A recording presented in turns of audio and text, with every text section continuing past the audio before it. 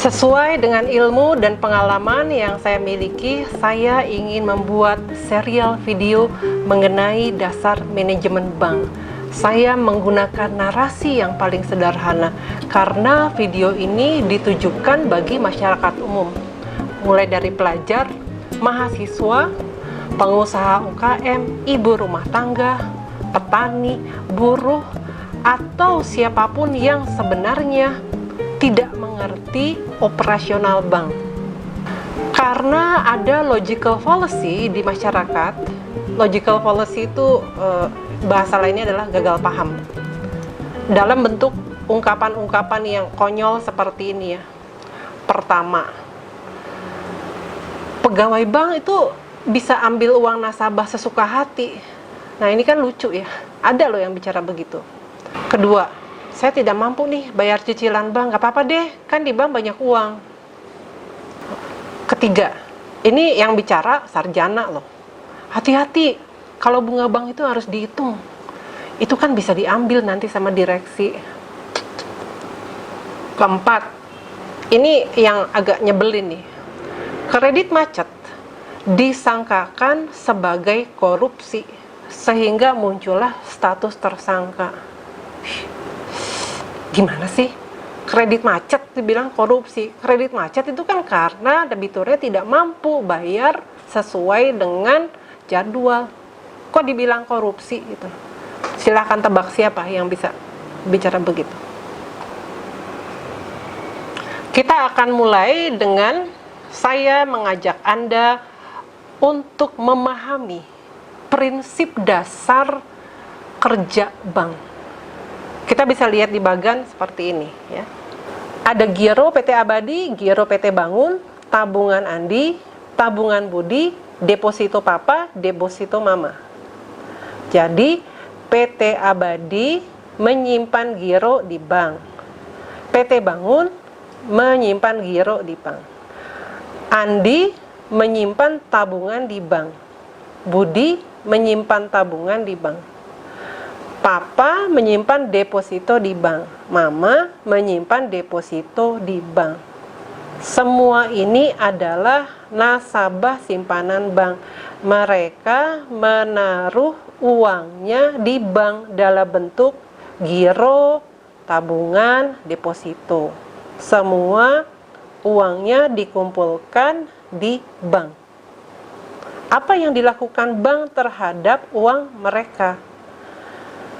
Bank akan menyalurkan dana tersebut ya ke kredit. Bisa dalam bentuk kredit rumah, kredit mobil, kredit usaha toko, kredit usaha restoran, kredit perkebunan, kredit peternakan. Jadi paham ya dengan kita melihat bagan ini bahwa bank itu berfungsi menyalurkan dana dari nasabah yang memiliki dana kepada nasabah yang membutuhkan dana. Giro dari nasabah, tabungan dari nasabah, deposito dari nasabah disimpan di bank dan disalurkan kepada mereka yang membutuhkan kredit dalam bentuk kredit rumah, mobil, usaha, peternakan, atau perkebunan. Jelas ya di sini fungsinya. Fungsi ini sesuai dengan perundang-undangan. Jadi bank beroperasi itu bukan atas dasar sesuka hati, tapi berdasarkan undang-undang. Di sini saya akan memperkenalkan mengenai undang-undang.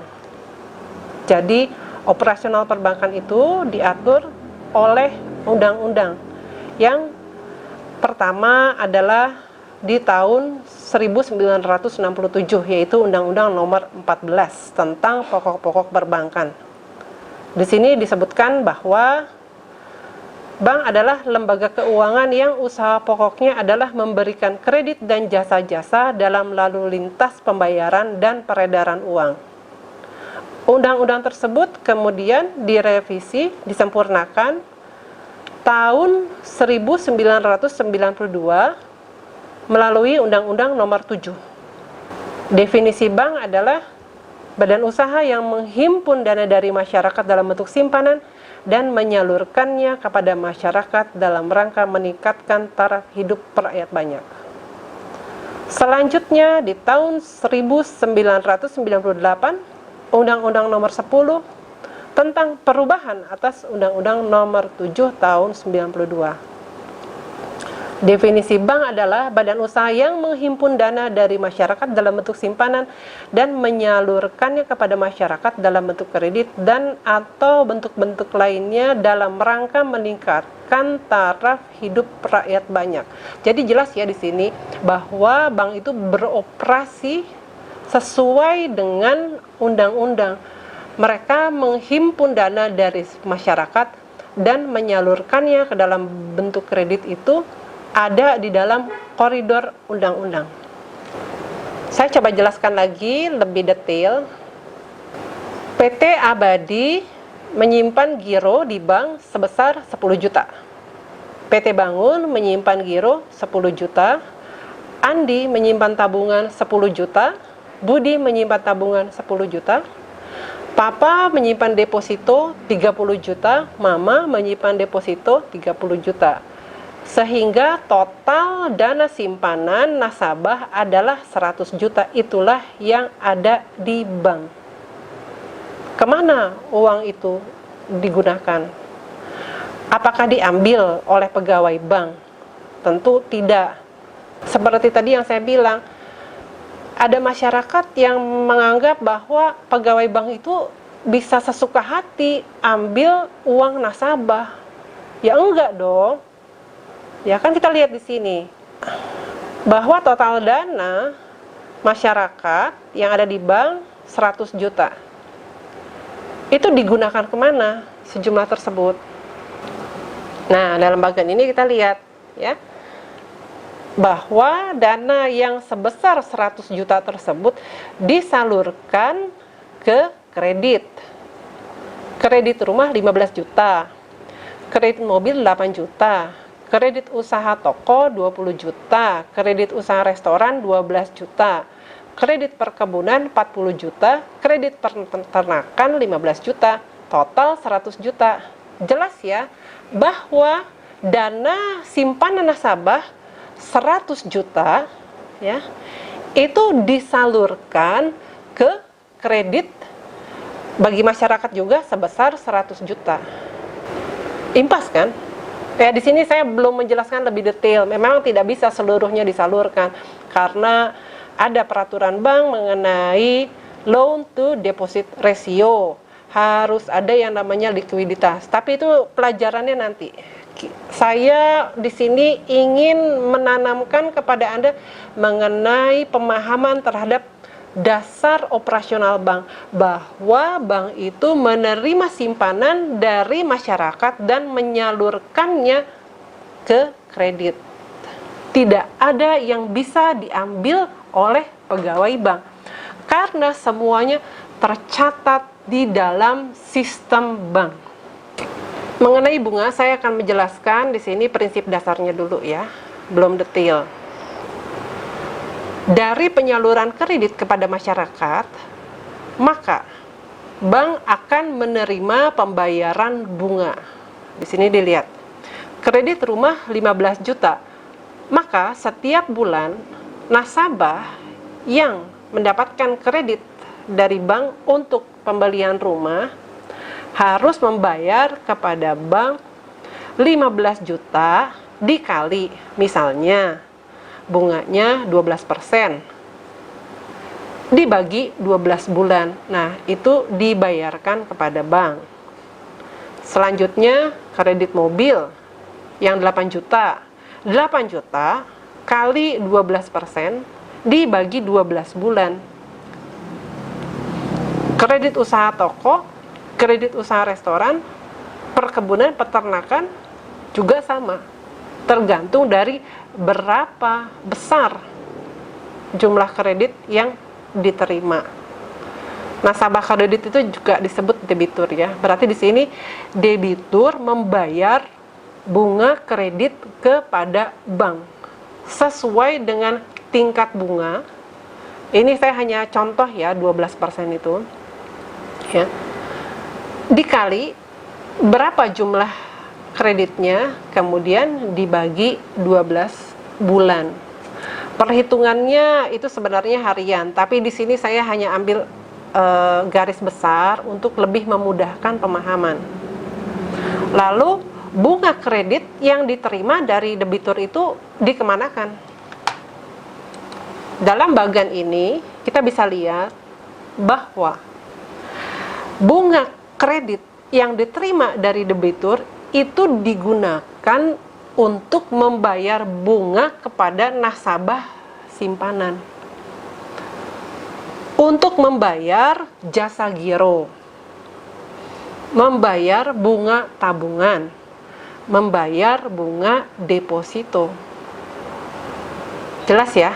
Berarti bunga kredit dari debitur digunakan untuk membayar bunga nasabah yang menyimpan dana.